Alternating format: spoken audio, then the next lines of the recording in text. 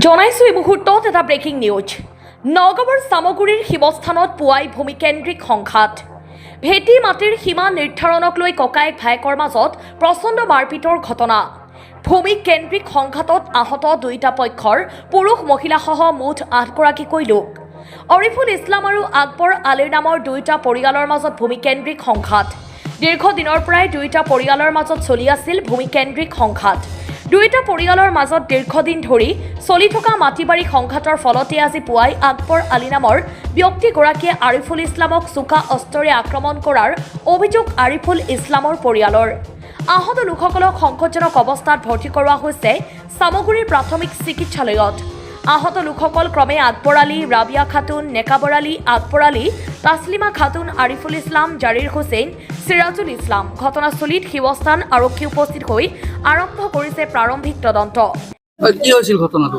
ঘটনা হৈছিল মানে কালি আমাৰ ঘৰৰ ওচৰত খেতি এটা আছে, সি কাম কৰিব অলপ গৈছিলে সিৰাজুল ইছলাম।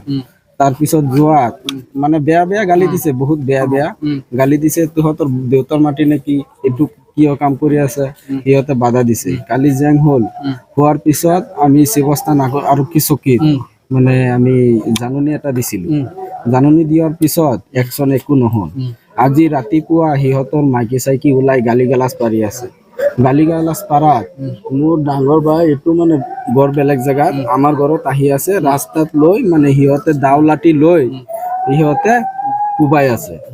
তাৰপিছত শব্দ পাইহে আমি গলো, যোৱাৰ পিছত আমাক আক্ৰমণ কৰিব। কোনখিনি ঠাইত সংঘটিত হৈছিল ঘটনাটো? শিৱস্থান পাগালি। বাকী আপোনালোক কেইজন মানুহক আক্ৰমণ কৰিছে? আমাৰ 4-5জন হৈছে, মানে আমি 3জন আহিছো আৰু দেউতাৰ হাত কাটিছে। দেউতাক লৈ আহিব পৰা নাই, আমাৰ অৱস্থা বেয়া আছিলে বেছি, সেইটো কাৰণে। আৰু এইটো মূৰত কোবাইছে, এইজনৰ মূৰত কোবাইছে। আপোনাৰ নামকেইটা ক'ব নেকি? জাকিৰ হুছেইন, সিৰাজুল ইছলাম, আৰিফুল ইছলাম, আসৰ আলী আৰু আনোৱাৰাকো কোবাইছে। দুজন আহিব পৰা নাই আৰু 3জন আহিছো ইয়াত। আৰক্ষীক খবৰ দিছে নাই? এতিয়া আমি ৰাতিপুৱা ডাইৰেক্ট চামগুৰি থানাত আহিছো।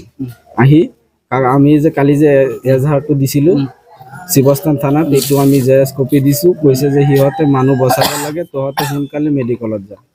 পিছত শিৱস্থান এই চামগুৰিৰ পৰা মেডিকেলত পঠাই দিছে। মানে আমি কালি আমাৰ লগত কাজিয়া লাগিছে, ঝগড়া হৈছে, মাৰপিট হোৱা নাই। পিছত আমি থানাত গৈছো, অচি ছাৰক কৈছো। অচি ছাৰে কৈছে তোমালোক ঘৰত যোৱা, মনে মনে বহি থাকে, গাভৰু আছে, গাভৰুৰ লগত মিলাবা। পিছত গাভৰুক আহি কৈছো, গাভৰু কালি যাব, আজি চামগুৰি মিটিং আছে কাৰণে গাভৰু যাব পৰা নাই। কালি আমাৰ ঘৰত যাব, গৈ পেলাই মিলাব।